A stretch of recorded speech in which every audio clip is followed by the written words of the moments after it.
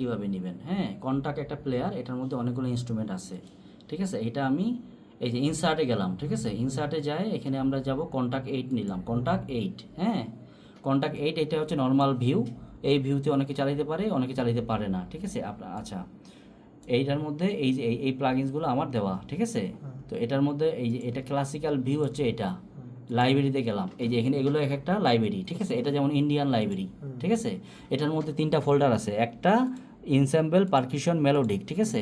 তো আমি পারকিউশনে ঢুকলাম, এই ঢোলকটা টান দিলাম, টান দিলে এই যে এখন বাজতেছে, শব্দ হয়, বাজতেছে না, বাজতেছে না। রেকর্ড দিলে রেকর্ড দিবেন, ঠিক আছে। আচ্ছা, রেকর্ড, আচ্ছা এটা দিয়ে ওটা পরে দেখাচ্ছি আমি। হ্যাঁ, আচ্ছা, এটা ঢোলক। এখন এটার বাদে আপনি মনে করেন যে এখান থেকে, হ্যাঁ এটা আলাদা একটা সফটওয়্যার, ঠিক আছে। এখান থেকে আমি দাঁড়ান একটু, কি হচ্ছে, আচ্ছা এখান থেকে ঘরটা আমরা টেনে দিলাম, এটা আরেকটা নিলাম, এই যে বাজতেছে না, বাজতেছে না।